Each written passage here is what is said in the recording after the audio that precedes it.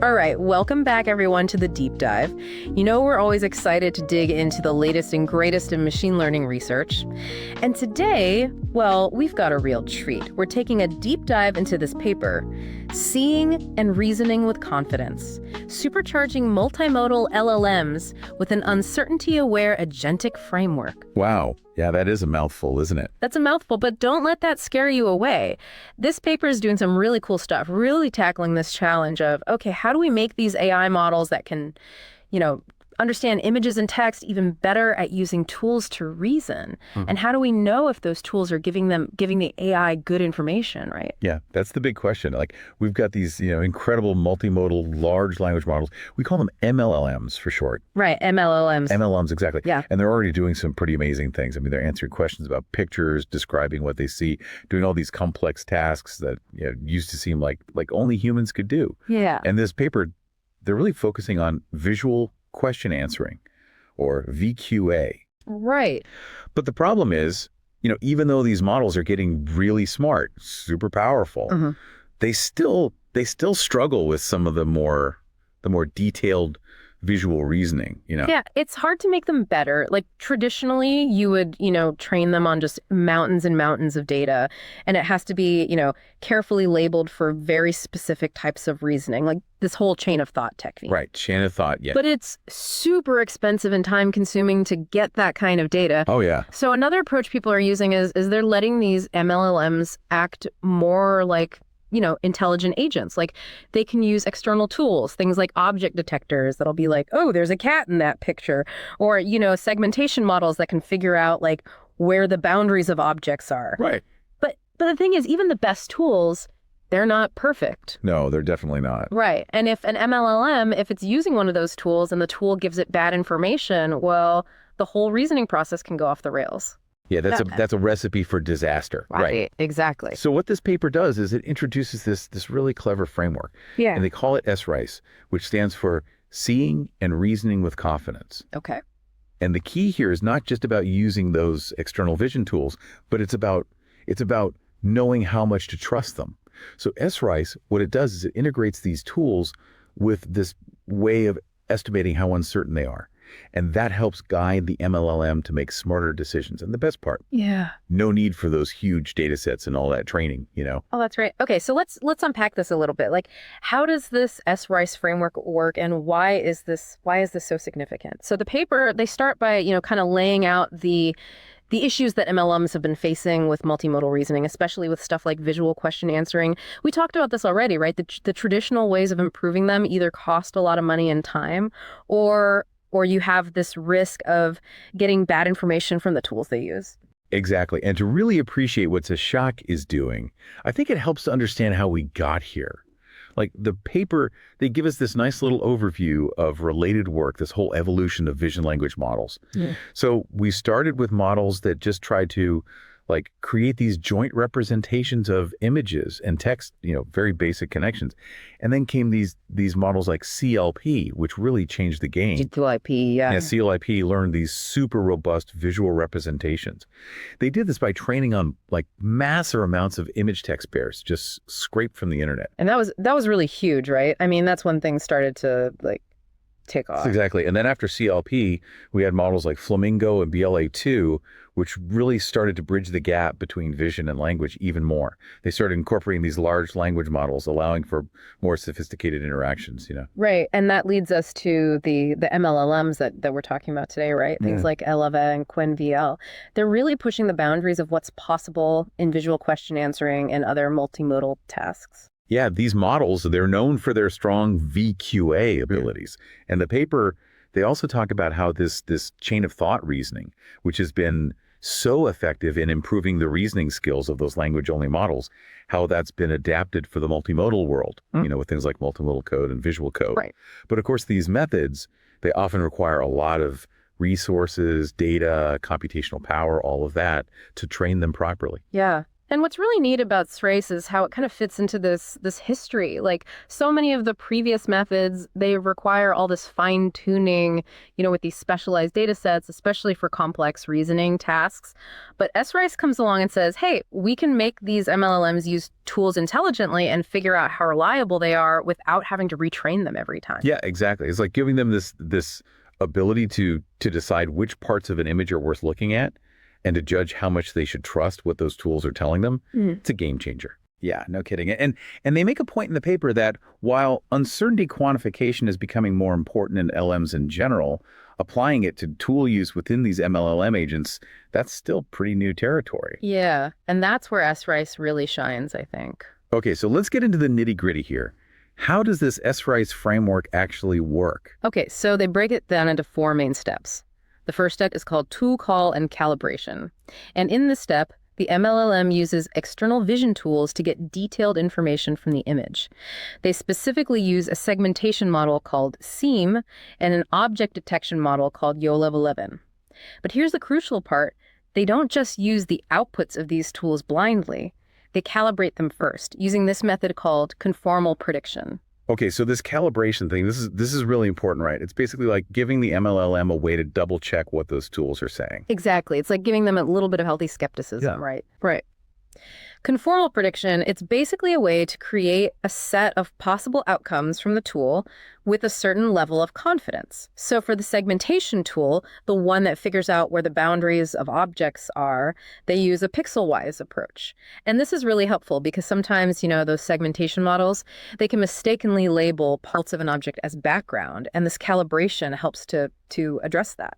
Right. And then for the object detection tool, the one that puts boxes around objects, they use this bounding box-wise method. And what they do is they actually make those predicted boxes a bit larger than what the tool initially outputs. Oh, interesting. Yeah, and that just increases the chances that they're actually capturing the whole object, especially if it's a small object or it's partially hidden. Yeah, that makes sense.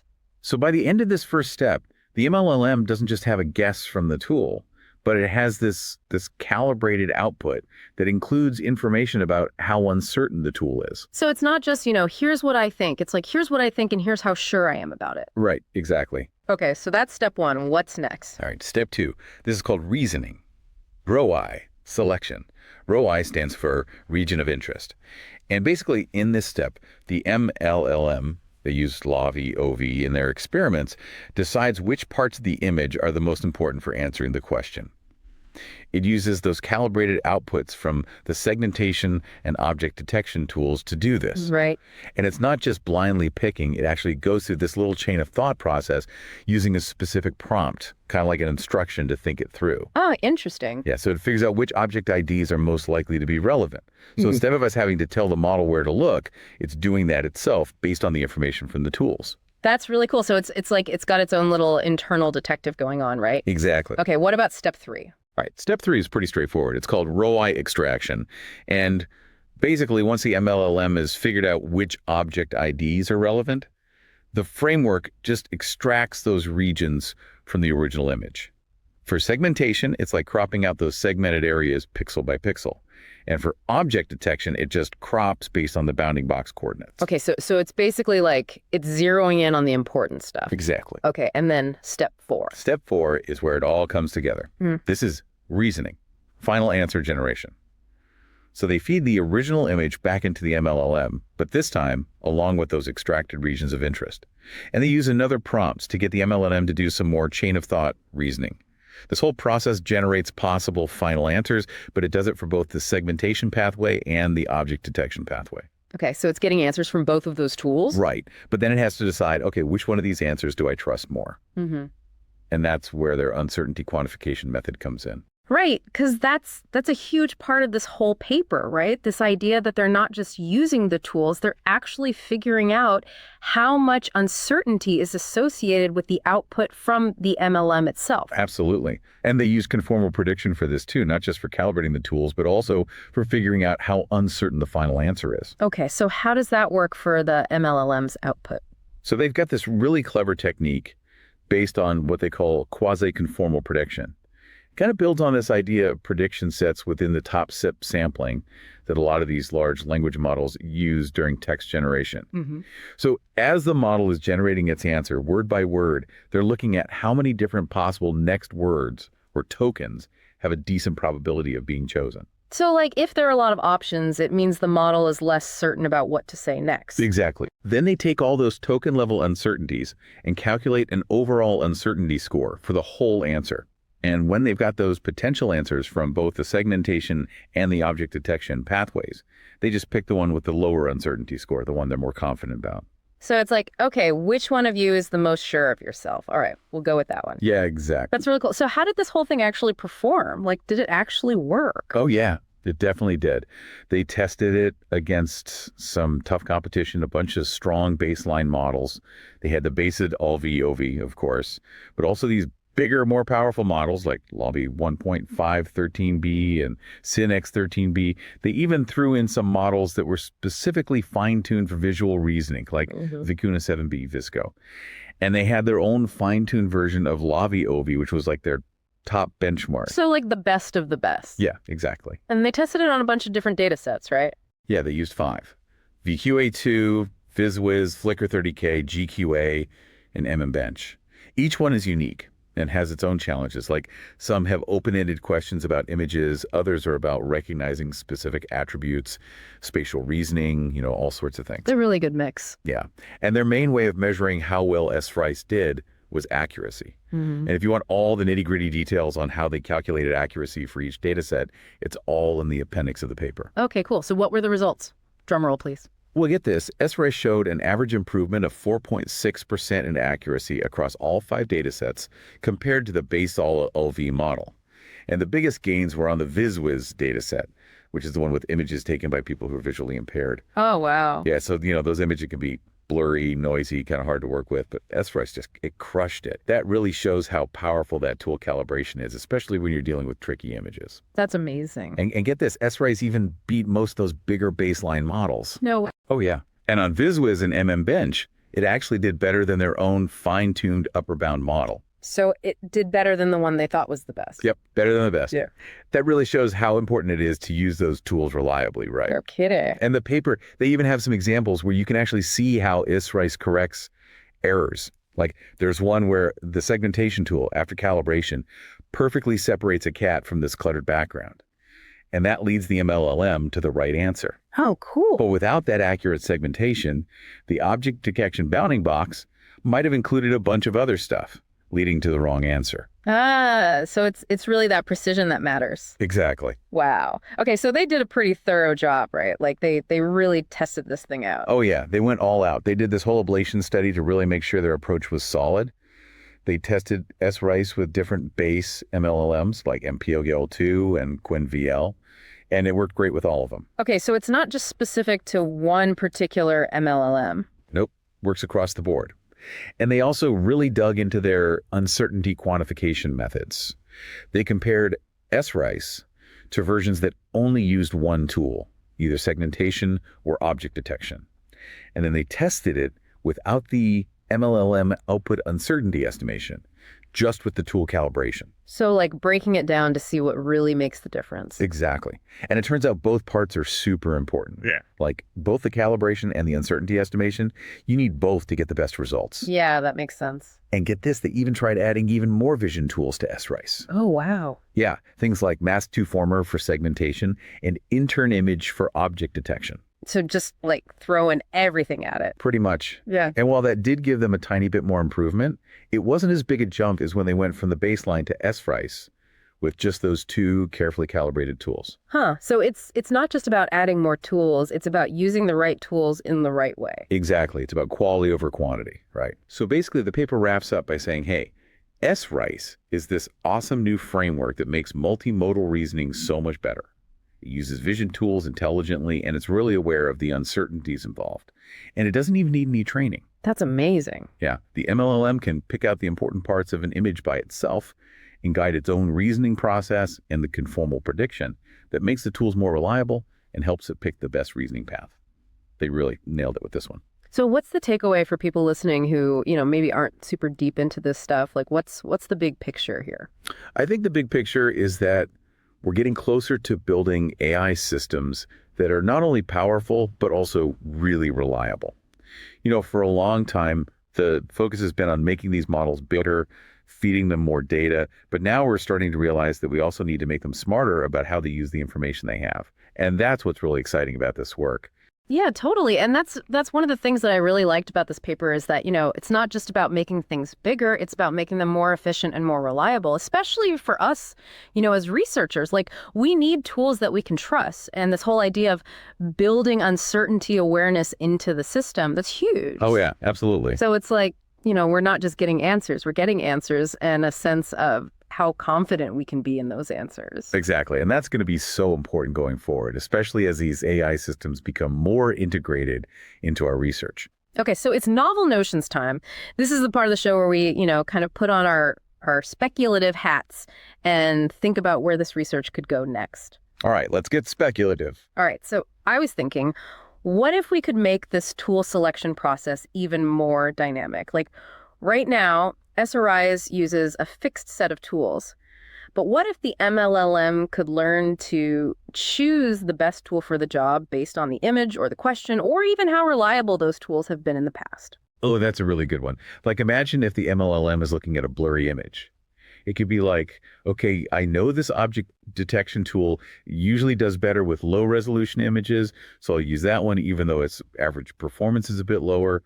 Or if it gets a really uncertain result from one tool, it could decide to use a different tool to double check, kind of like a second opinion. Right, exactly. And it could even learn which tools are best for different types of questions. Like if the question is about identifying a specific object, it might choose one tool.